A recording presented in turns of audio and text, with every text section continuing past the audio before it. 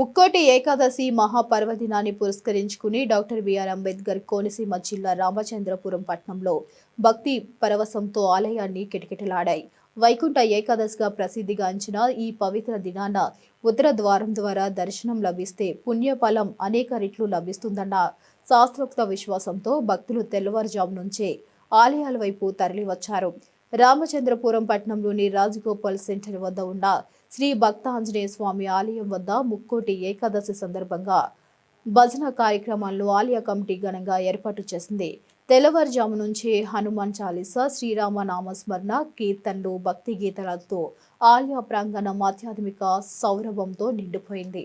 ఉత్తరముఖ ద్వారం నుంచి స్వామివారి దర్శనం చేసుకున్న భక్తులు ఆంజనేయ స్వామి కృపతో సకల శుభాలు కలగాలని మనస్ఫూర్తిగా కోరుతూ ప్రార్థనలు చేశారు. ఉదయం వేళల నుంచే భక్తజనం అధికంగా చేరడంతో ఆలయ పరిసరాలు భక్తుల రాకపోకలతో సందడిగా మారాయి. ఇక రామచంద్రపురం హౌసింగ్ బోర్డ్ కాలనీలో శ్రీదేవి భూదేవి సమేత వెంకటేశ్వర స్వామి ఆలయం నందు ముక్కోటి ఏకాదశి వేడుకలు అత్యంత శోభాయమానంగా నిర్వహించబడ్డాయి. శ్రీదేవి భూదేవి సమేత శ్రీ వెంకటేశ్వర స్వామి వారి సన్నిధిలో ఈ రోజున ముక్కోటి వైకుంఠ ఏకాదశి సందర్భంగా తెల్లవారుజాము నుంచి కూడా 4 గంటల నుంచి కూడా స్వామివారి రేపుజామునే సుప్రభాత సేవ, తీర్థబింది కైంకర్యము, అనంతరము తిరుప్పావై సేవాకాలము, తీర్థగోష్ఠి కార్యక్రమంతో తెల్లవారుజాము 4:30 గంటల నుంచి కూడా భక్తులకు అలాగే స్వామివారికి నివేదన అయిన తర్వాత భక్తుల గోత్రనామంతో నిత్య పూజలు, అనంతరము తీర్థగోష్ఠి, అనంతరము స్వామివారి ఉత్తర ద్వార దర్శనం. అంటే ఈ ముక్కోటి ధనుర్మాసంలో వచ్చేటువంటి శుద్ధ ఏకాదశి ఏదైతే ఉందో ఆ రోజున శ్రీమన్నారాయణుని దర్శించుకోవడం కోసం ముక్కోటి దేవతలు కూడా వైకుంఠంలో ఎదురు చూస్తూ ఉంటారట.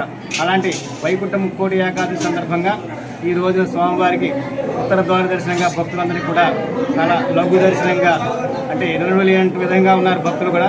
వారిని ఆ రద్దీ దృష్ట్యా అందరినీ కూడా మేము వారి యొక్క సంకల్పం నెరవేరాలనే కోరికతో ఈ ముక్కోటి ఏకాదశి సందర్భంగా భక్తులందరికీ అవకాశ దర్శనాలు ఇస్తున్నాము.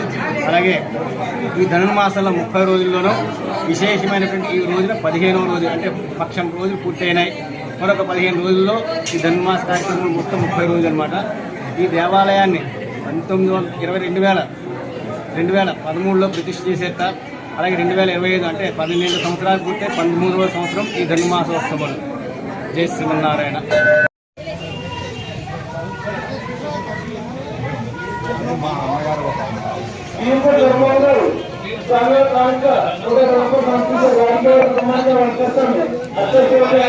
గ్రామం హౌసింగ్ బోర్డు కాలనీలో వెయిట్ చేసి శ్రీదేవి భూదేవి వెంకటేశ్వర స్వామి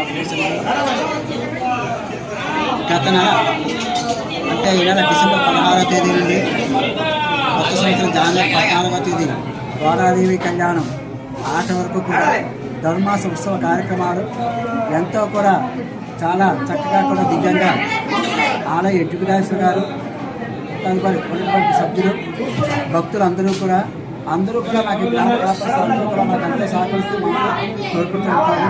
ఈ రోజున వైకుంఠ ముక్కోటి ఏకాదశి వచ్చేదంటే ఆ శ్రీనారాయణ కూడా వచ్చి మనకి ముక్కోటి దేవతలుగా వచ్చిన ముక్కోటి దేవతలు అంటే 33 కోట్ల దేవతల స్వామిని దర్శించుకుని ఈ కార్యక్రమాన్ని ఎంతో కూడా చాలా వీలుగా ఎంతో పుణ్యఫలం ఏకాదశి.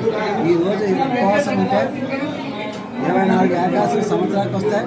కానీ ఏకాదశి మనం క్రమం తప్పకుండా చేసిన ఒకరి అవకాశం లేకపోయినప్పటికీ కూడా ఈ ఏకాదశి చేస్తే ఎంతో కూడా చాలా పుణ్యఫలం లభిస్తుంది, మోక్షాన్ని కూడా ఇస్తుంది. మనం నేరుగా వైకుంఠానికి కూడా వెళ్తాం. భోగి రోజు గోదాదేవి కళ్యాణం అత్యంత సహకరిస్తున్నారు.